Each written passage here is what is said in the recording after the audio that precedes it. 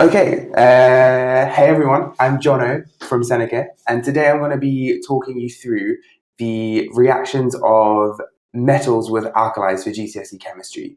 This is like a super important topic. It's pretty much guaranteed to come up in your exam in some form, and it really forms the backbone for a lot of like chemistry calculations. So it's a good thing to go over. It's unit 4.31 on chemistry AQA GCSE higher. So once you've listened, it will be good to go through and click and have a look to consolidate your learning. But let's get started. So reactions of metals with acids. One of the most important ones is a reaction of any kind of metal with an acid, which produces a salt plus hydrogen, right? Now, I remember this by using the acronym MASH, like mashed potato. So M is for the metal, so it could be something like zinc, reacts with an acid, so maybe like sulfuric acid or something cute like that. And that makes zinc sulfate, which is a salt, and hydrogen, so that's the H. And obviously, hydrogen's a gas, so it's going to fizz or effervesce. So if you're like looking at this reaction, you'll see little like bubbles while the reaction is happening, and that's the hydrogen being given off. And then it would also be good to make sure you know the test for hydrogen, which is a cute little squeaky pop. So another thing to think about. And if you want to name the salt, it's really easy. The first bit always comes from the metal. So again, if it's iron, the first part is iron, and the second part comes from the acid. So if it's sulfuric acid, you make a sulfate. If it's hydrochloric acid, you make a chloride. Nitric acid, you make a nitrate.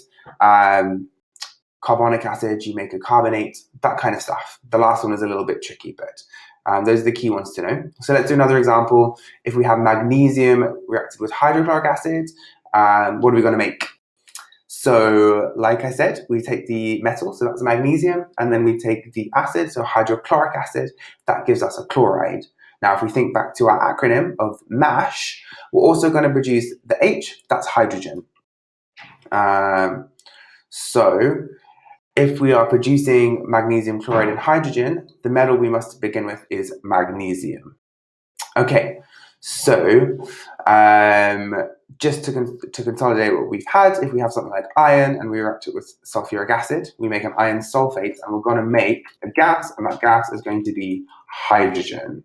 Boom. Okay, MASH, easy peasy, remember it.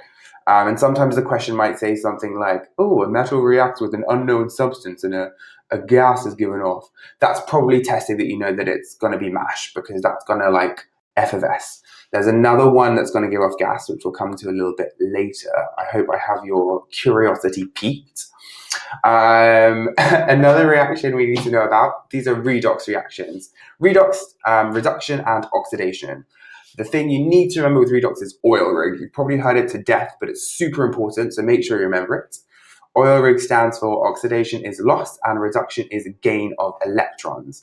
So if we take up the reaction of magnesium with hydrochloric acid, we're going to make magnesium chloride and hydrogen, and the magnesium is going to be, magnesium goes to an ion, so Mg2+. So because it's becoming positive, it's losing electrons. So if we're losing electrons, we use oil rig, so oxidation is lost, so magnesium is oxidized. Whereas hydrogen, or the H+ ion, the proton from the acid, that goes from H+ to H2. So it's going from something that's a +1 charge to a 0 charge. So to lower charge, you gain electrons, so it's reduction. Easy, isn't it? Okay, so magnesium atoms oxidized, and during the reaction, the Cl- ions, they're just chilling, right? They don't want to get involved in the drama. We call those spectator ions, okay? And because they don't do anything, if we wanted to write an ionic equation for this reaction, we would leave them out, okay? And like we said, hydrogen ions, they're going to gain some electrons, they're going to become best friends, and it's reduced. Boom, okay? So during a redox reaction, two types of reactions occur: oxidation and reduction. So those are the key ones to remember. And if we look at if we have an example of magnesium reacting with hydrochloric acid. The H+ ions are going to be reduced, they're gaining electrons. Magnesium ions are going to be oxidized, and the Cl- ions, they're unchanged, they are spectator ions. Okay, next we're going to talk about neutralization. So that's when we have an acid with a hydroxide produces a salted water. So if we take hydrochloric acid and we make sodium hydroxide, the naming rules are very similar for the salt. So we take the metal, that was sodium, so we have sodium, then we take the acid, hydrochloric acid, we make a cute little chloride, together that makes sodium chloride. We also make water in neutralization reactions. So acid, hydroxide, salt plus water. Amazing. Now, we also need to know about carbonates. So when we have an acid and a carbonate, we make salt, water, and carbon dioxide. Now, as you remember, carbon dioxide is a gas. So the special word we use when a gas is produced in a chemical reaction is effervescence.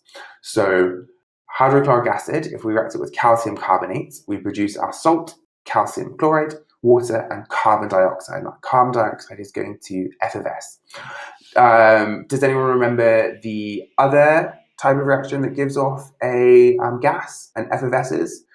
It's going to be metal plus an acid. That's going to give us hydrogen. So remember, two types of reactions that can give us gas. And another neutralization reaction, acid plus oxide, is salt plus water. So hydrochloric acid plus magnesium oxide would give us magnesium chloride and water. It's also really important that you know how to write these equations and how to balance them, and make sure you know how to name everything.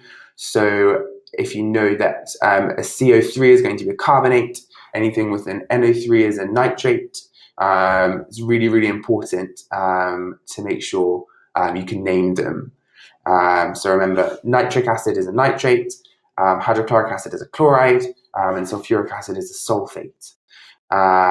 So if we reacted potassium with nitric acid, what would we make? It's going to be potassium nitrate. And really make sure it's nitrate, because a nitrite is also a thing. So make sure you know how to spell it, because exam boards can be really mean and they're not going to give you the mark unless you spell nitrate correctly. So let's have another go at doing an equation. What's going to happen if we react calcium oxide with sulfuric acid? Do you remember how to name? So we take the metal, it's going to be calcium, and then we take the salt from the sulfuric acid, so it's going to be calcium sulfate. We're also going to make some water. Okay, so let's do a quick review. What kind of reaction occurs when electrons are lost? Do you remember what happens when electrons are lost? So think about oil rig, it's oxidation. Bam. If a reaction when oxidation and reduction occurs, that's going to be a cute little redox. Bam. And a reaction in which electrons are gained, that's reduction, because remember, oil rig, reduction is loss, oxidation is gain. Cool, so that was a really quick overview of some of the key reactions of metals with acids. I hope it was useful. There's going to be a part 2, reactions of metals with acids part 2, which I'd recommend having a listen to just to give you even more reactions, even more preparation for your exams. Hope it was useful. Comment, let me know what you thought, let me know what would have been more useful, and hopefully catch you in the next session or episodes. Cheers!